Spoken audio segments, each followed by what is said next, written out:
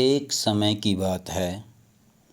बाजीपुर नामक देश के सुल्तान इस्माइल आदिल शाह को यह डर सताने लगा था कि राजा कृष्णदेव उस पर हमला करके उसके देश को जीत सकते हैं। सुल्तान ने कई जगह से सुन रखा था कि राजा कृष्णदेव ने अपने साहस और वीरता से कई देशों को जीतकर अपने राज्य में मिला लिया है। इस बारे में सोचते सोचते सुल्तान के दिमाग में यह ख्याल आया कि अगर उसे अपना देश बचाना है तो राजा कृष्णदेव की हत्या करवानी होगी। सुल्तान यह काम तेनालीराम के एक करीबी दोस्त कनक राजू को सौंपता है और उसे भारी इनाम देने का लालच भी देता है। इसके बाद कनक राजू राजा के हत्या की योजना बनाकर तेनालीराम से मिलने पहुंच जाता है। तेनालीराम लंबे समय बाद अपने दोस्त को देखकर खुश होता है और उसका अपने घर में अच्छे से स्वागत करता है। तेनालीराम अपने दोस्त कनक राजू की अच्छी तरह से सेवा करता है। कुछ दिनों के बाद जब तेनालीराम किसी काम से घर से बाहर जाता है तो कनक राजू कृष्णदेव के पास तेनालीराम के पास संदेश पहुंचाता है कि अगर आप इस वक्त मेरे घर आएंगे तो मैं आपको अनोखी चीज़ दिखाऊंगा। ये ऐसी चीज़ है जिसे आपने कभी नहीं देखा होगा। संदेश पढ़कर राजा तुरंत तेनालीराम के घर पहुंच जाते हैं।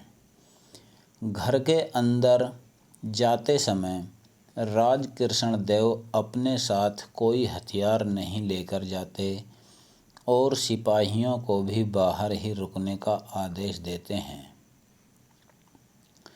राजा के घर में घुसते ही कनक राजू उन पर छुरे से वार कर देता है, लेकिन राजा कृष्णदेव बड़ी ही चतुराई से कनक राजू के वार को रोक देते हैं और अपने सिपाहियों को आवाज़ लगाते हैं। राजा की आवाज़ सुनते ही अंगरक्षक वहां पहुंच जाते हैं और कनक राजू को पकड़कर उसकी हत्या कर देते हैं। राजा कृष्णदेव का कानून था कि राजा पर जानलेवा हमला करने वाले को जो आश्रय देता है उसे मृत्यु दंड की सज़ा सुनाई जाती है। इसलिए तेनालीराम को भी मौत की सज़ा सुनाई जाती है।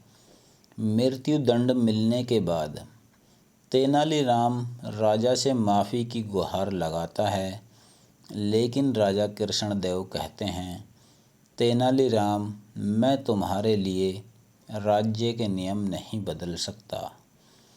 तुमने उस व्यक्ति को अपने घर में रहने दिया जिसने मुझे मारने की कोशिश की थी, इसलिए मैं तुम्हें क्षमा तो नहीं कर सकता, लेकिन तुम्हें किस तरह की मृत्यु चाहिए यह निर्णय मैं तुम पर छोड़ता हूँ।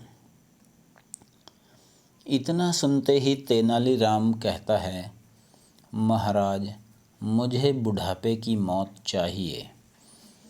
यह सुनकर सभी हैरान हो गए और राजा कृष्णदेव हंसते हुए कहते हैं, तेनालीराम, तुम अपनी समझदारी से फिर बच गए। कहानी से सीख, चाहे जितनी बड़ी मुश्किल की घड़ी हो, लेकिन अगर समझदारी से काम लिया जाए तो हर समस्या का हल निकल सकता है। तेनालीराम ने भी ऐसा ही किया। सामने मौत नज़र आते हुए भी उसने दिमाग से काम लिया और अपनी जान बचाई।